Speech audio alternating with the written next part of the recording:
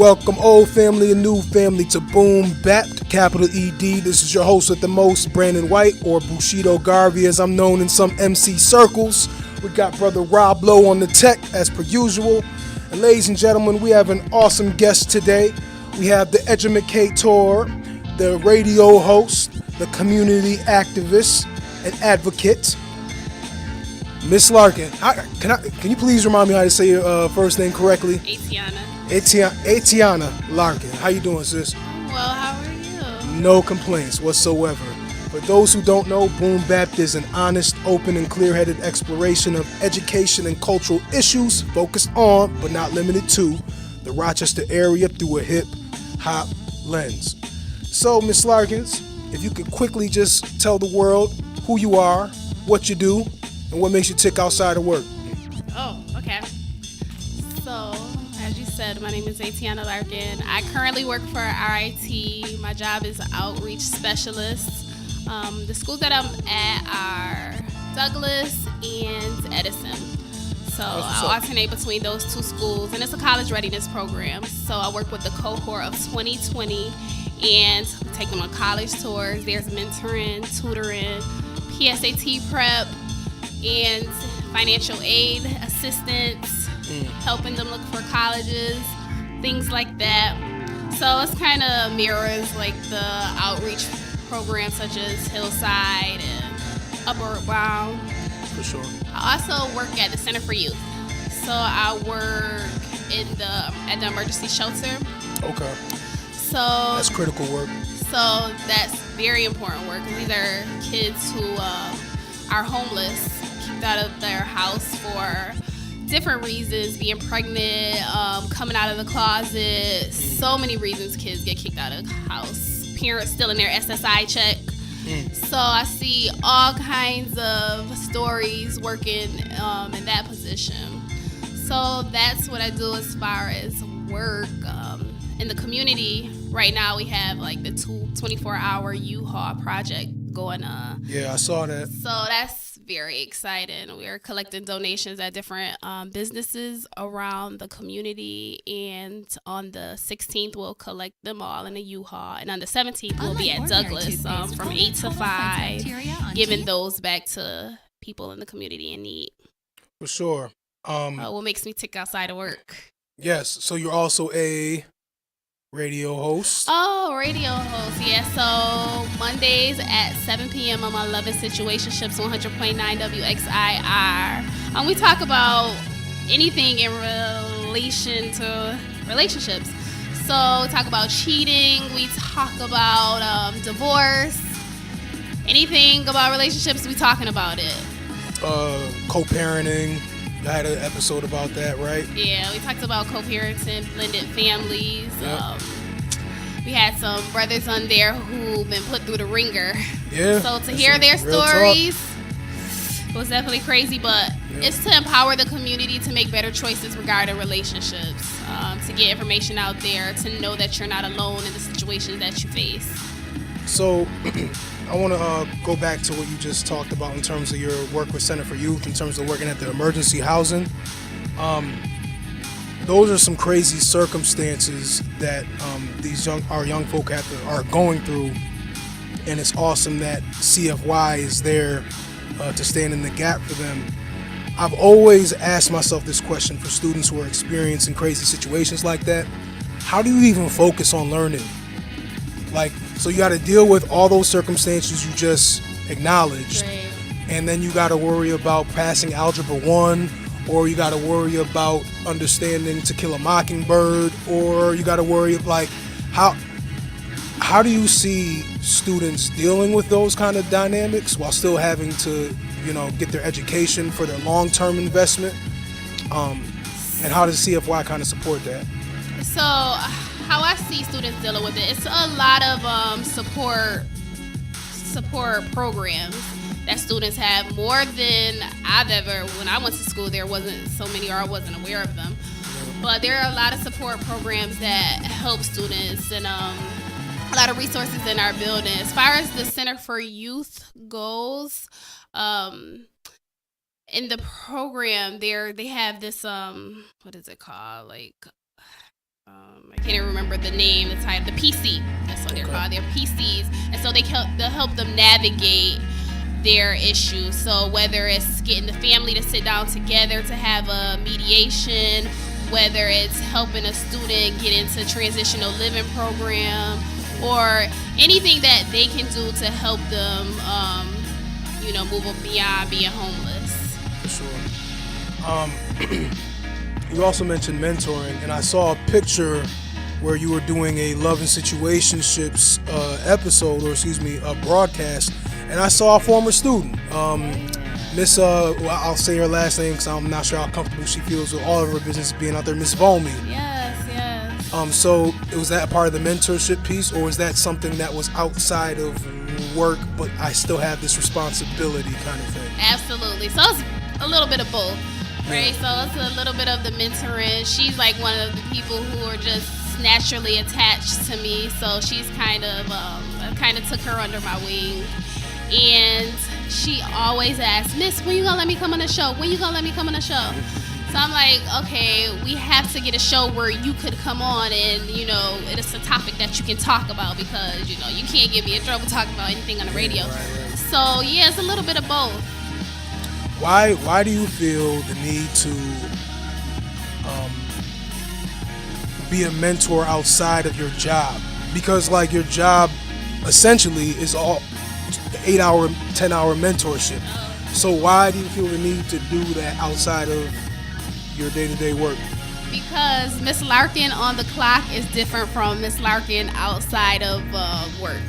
So I want them to see that, okay, you can be a professional and still live a fun, healthy, happy life. You don't have to be about work. So just to get her to see that, okay, yeah, this is my 9 to 5, but outside of work, I like to have fun. I like to talk about different community issues, different topics, and I want you to see this side of me. Like, it's important for students to see the real us, and for us to be a little bit transparent with them, so they can know that, we're real people. We go through real issues. Yeah, I think transparency is one of the most slept on ingredients for real education, or education that sticks.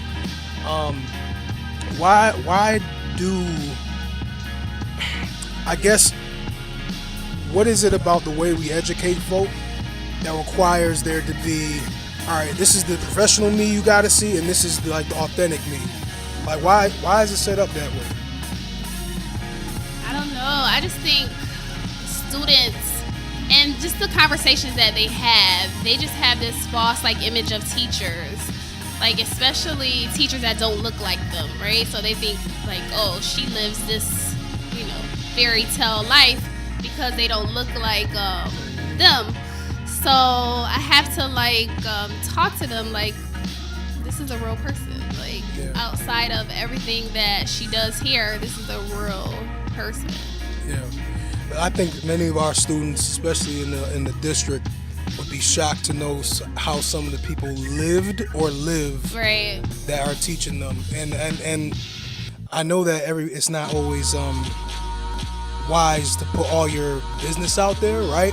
But sometimes I wonder, particularly with teachers or educators that don't look like our kids, what would a little more transparency look like if they found out that you also grew up impoverished, or you also had to deal with this challenge, or you also had more similarities growing up, but you're not willing to kind of open up about it. You know what I'm saying? They probably could relate a little better, right? So if you had a story that was similar to mine, I could relate to you, I understand you a little more, I would even maybe listen to you. No, facts, absolutely. Speaking of students and students with struggles, off air, we were having a conversation about a student who was so mired in, a couple things. Let's start off with the fact that just her home life was the definition of just wild and inconsistent and crazy and traumatic and chaotic and all those things. And it still is.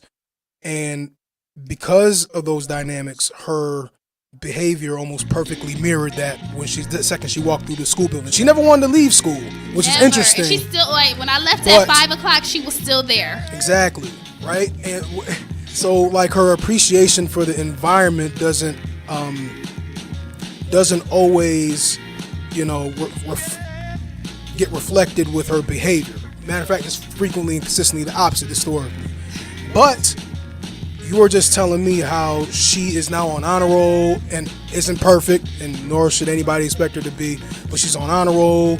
The attitude or some of the defiance is just decreased. And we're also talking about this code of conduct that I think that people, me and Rob were talking about this code of conduct that many people feel like have misinterpreted because it's convenient to, where it's just not as easy to suspend a kid unless it's for a violent act.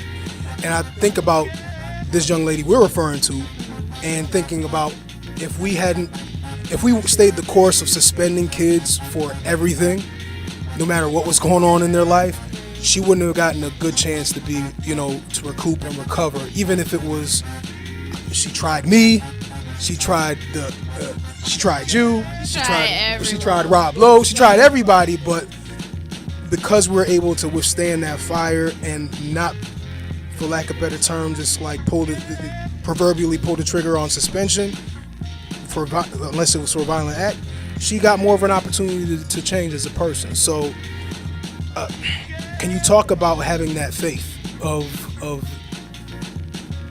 pouring into students, even if it's not always like an immediate return?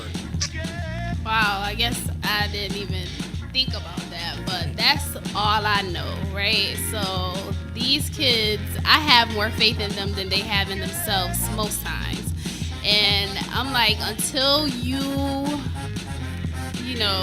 even if you say, Miss, I'm not going to do this, or, I don't want to do this, until you're no longer at Douglas, like, I'm not going to give up on you. I'm going to check on you. I'm going to call. And even if you do decide to leave Douglas, I'm going to find you some way through Messenger or something just to check up on you. But that's because some of these students, like, we are all they have, right? So I'm definitely going to do my best to pour into them, to give them what they don't have. And I feel like eventually, like, something is going to click. Yeah. Like, eventually something is going to click. For sure. Speaking of areas where humans in general can be slow, like it takes some time to learn how to be different and do different things. You have a radio show called Love and Situationships that talks about love and relationships and all the sticky situations that occur as a result. Can you talk about what education should look like in learning how to be in healthy relationships? We have a girls group that's part of my program, and we talk a lot about relationships. And it's just funny because a lot of these students, they don't grow up in spaces where where healthy relationships are reflected.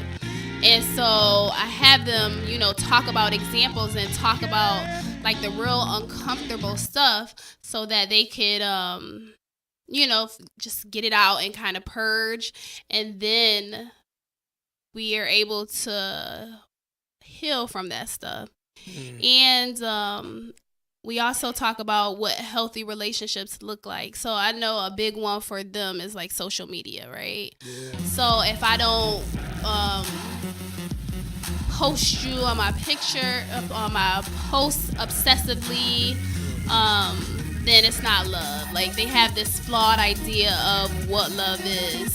So having those conversations about what healthy relationships look like in a world where, we have reality TV that's showing us craziness and so much inconsistency. So I just think talking about those healthy relationships helps them to see what they don't necessarily see all the time. I was about to ask a question that showed, I guess, how my faith gets tested sometimes, because, when I was at Douglas, I would do the circles, right, for restorative practices. And, we have girls groups as well. And we would try to break apart these dynamics, especially with social media. and especially with reality TV. And even what I frequently saw was they knew I wasn't lying to them. That, a lot of that is just so much illusion and so much just like, we want you to buy into this drama because it lines our pockets up. Right? It was still so hard to break from that habit, and break from thinking that that's the norm and that's the way that the world works and Right. how healthy relationships work. So do you come across that kind of that holding on tightly to that particular illusion? Yes, I definitely see it. Sometimes, Who we were talking about the other day? We were talking about if a guy is always texting you, where you at, just being possessive and controlling. They didn't see like that as being a problem. Like, that's just normal relationship stuff to them. So I'm like, why is that okay? Like, the foundation of that relationship has to be trust. So if he's not trusting you, that's like a risk for possibly him becoming violent toward you. So they definitely hold on to these ideas. If it's not crazy obsessive love, then it's not love. And I'm like, sis, that's not love. Like, so they definitely hold on to those ideas. Do you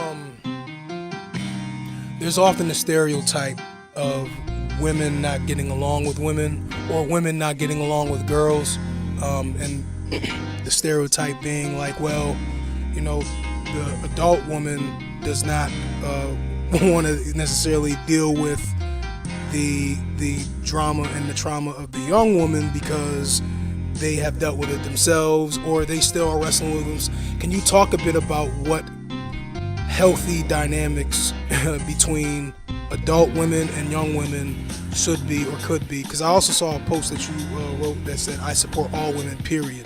A lot of people don't share that sentiment. What makes you value that kind of thinking? When I wrote that post, it was because I think I saw somebody who's saying black women or something like that. But I'm like, I support, especially if you're doing something positive. Like, a lot of movements are getting started. A lot of people are doing positive things, and I love social media for that, allowing different people to have a platform, to have meetups and women empowerment movements. So I'm all for that. My support for young women comes from me I was a hot mess as a teenager. Oh my goodness.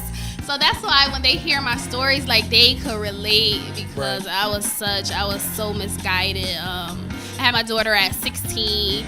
So once I had my daughter, I thought I was grown. Like, no one really couldn't tell me what to do because I was grown. I had a baby, right? Right. But so I tell them to say that, like, you're not grown at 16. Like, you're just not grown at 16. But I tell them that story because I want them to know this Etianna that you see right now, right? It was you once upon a time. So I have no choice but to pour into you and to respect you where you are, because I was there. Right. Like, so without me being there, like, I could not be here. Yeah, for sure.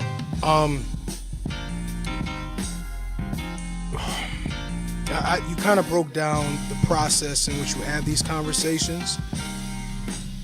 How much should that non-academic approach be totally fused in the academic day, right? So, like, whenever those social emotional pieces that you're referring to are implemented for school or in school, it's always separate, right? It's always outside of the content classroom. Frequently it doesn't involve the content teacher or the principal necessarily. It involves the counselor, the psychologist, the agencies that come in, right? How frequently should it be fused, or should it be something that just happens separately? I think it could work together. It should work together. what I hear from teachers and what I just see is they're like, I heard one teacher say, I remember the days when we just used to teach. But now we're a babysitter, we're a food provider, we're a, I remember the days when that kind of teaching didn't work. We're a counselor. Like, we just do so much, and at the end of the day, we're just tired. Like, I heard this out of a teacher's mouth. And I've never been a teacher. Like, I've substitute taught, but I can't sit up here and say I've been a teacher. So, like, I can't begin to understand what they go through. However, if they did decide to fuse the two, I think it would work in their benefit. Even if you took like the first 5 minutes of your class period just to have a conversation, just about how did your weekend go, or make your lunch period maybe your office hours so students can come up to talk with you. I just feel like that's the part that's missing with some of these teachers, and that's why students would rather flock to agencies, and then we're seen as the bad guys because students love us. That you speak on it. That definitely is a dynamic that plays out too often, where teachers can be a little, I don't know, I guess a little bitter. But the bitterness is interpreted as, oh, well, they're taking all the time from my kid, as opposed to, oh, well, they are investing in trying to make a relationship with the kid. And because of my job, or because of everything that's going on with me or in me, or what I think about the job, I'm not doing that. That's really interesting. Whenever a teacher says that, I get where it comes from, because I know that it's very exhausting just to teach content alone. You got 28 kids, anywhere between 20 and 30 kids in a classroom, varying different degrees of content knowledge, varying different degrees or areas of like social, emotional, like viewpoints and behaviors. And you got to negotiate all that for like 45 minutes to 90 minutes. Or if you're an elementary teacher, you got to do it all day, right? I get it, but at the same time, you're teaching students, you're not teaching subjects. You're not teaching, I don't teach ELA, I teach students ELA. And so if I'm teaching students, I have to consider the whole student. Even if you can't go as deep as some agencies do, or a psychologist or a counselor, you got to be open to it if you're talking about authentically educating somebody as opposed to pushing them through an assembly line. Yes.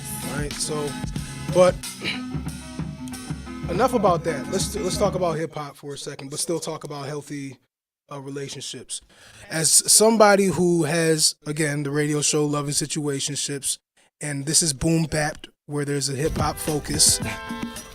Name your top 3 or 5. If you can do 5, great. Name your top 3 to 5 hip hop couples of all time.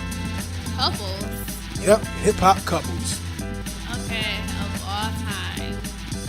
I'm definitely, well, it's Jay-Z. It could be hip hop / R&B too. I was about to say, because that counts too. Jay-Z and Beyonce, because I used to be a stan, so I used to be part of the Beehive. Oh, what happened? Years ago. I got older, I like Beyonce, but, I'm not a diehard fan anymore. Indeed. I like Remy and Papoose. Papoose? Yep. Yeah, I was wondering if, when I was asking that, I was like, I wonder if she's going to say that one. Yeah. Yep.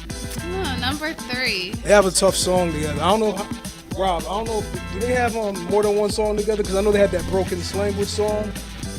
Yeah. That song, they do say that's the only one I heard, but I was like, oh, they are spitting. They're going in. I don't know who I would say for number 3.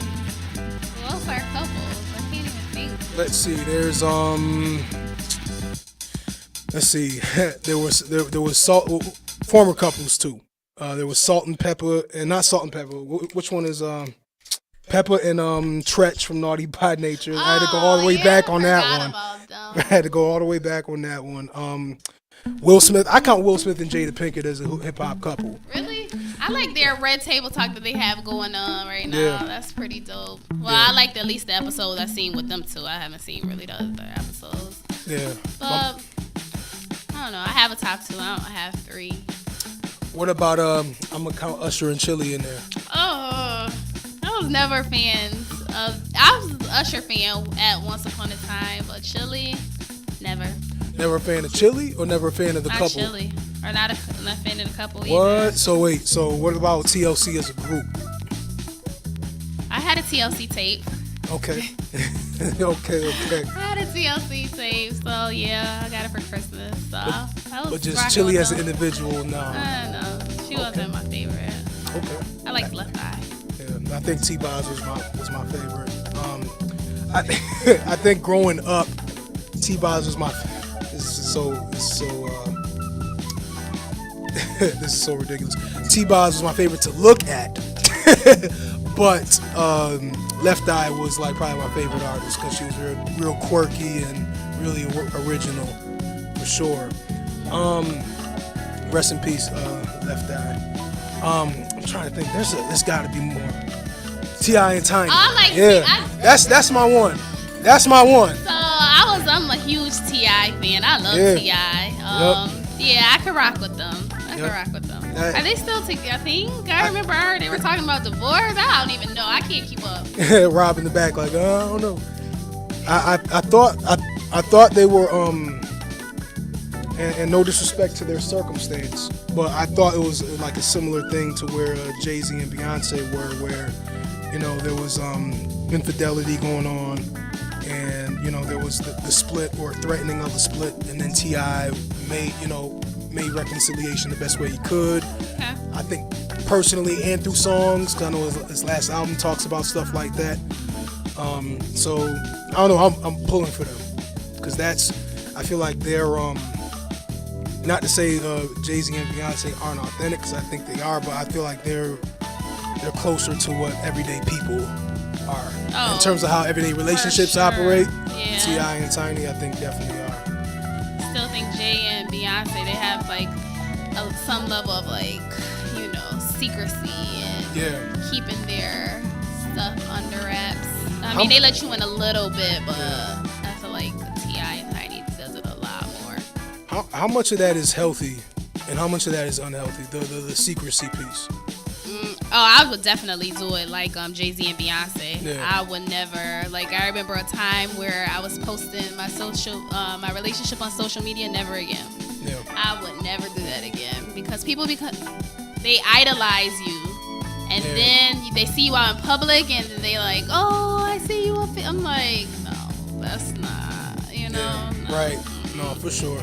Yeah. So I would definitely have some level of privacy, not secrecy, privacy.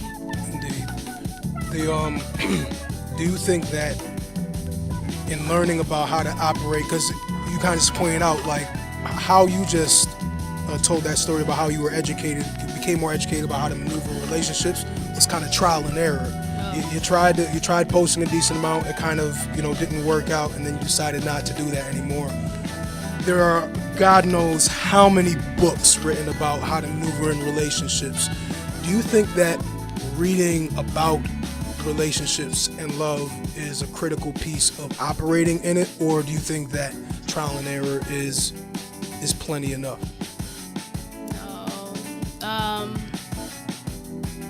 Yes, trial and error helps, but there's some really good information out there. I've found information just from being on the Love and Situationships show.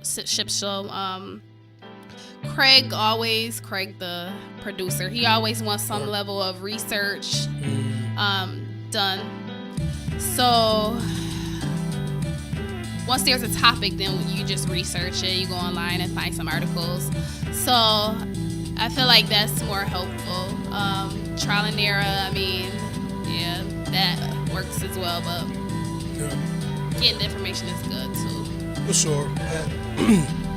I think that with it's interesting because when we talk about school and academics, I feel like almost too much is relying upon read, no experience. But when it comes to love and romance and those kind of situations, it's reverse. Where it's experience, but no read, study, That's so. So true. I didn't really think about that until just now. So 30 minutes have passed. Oh, that went quick. It did. Thank you so much, Etianna. Yes, I'm finally saying your name correctly. Sorry it took so long. Thank you for coming on the show. Can you please remind the folks about your show, about your radio show, about the community events that you were a part of and pushing before we sign out? Sure. So I'm on WXIR 100.9 every Monday at 7 p.m. Loving Situationships. The 24-hour U-Haul drive, that's November 17th from 8 to 5 at Douglas 940 Fernwood Park. And we'll be giving away donations that we collected from the community. And that's pretty much it. All right. Well, thanks again for joining us. For those who are just listening for the first time, you just heard BoomBappED Radio. We're on every Tuesday, 1:30 to 2 at Wayo FM 104.3. And you can catch us online as well. Check us out on Facebook. With that being said, peace and progress.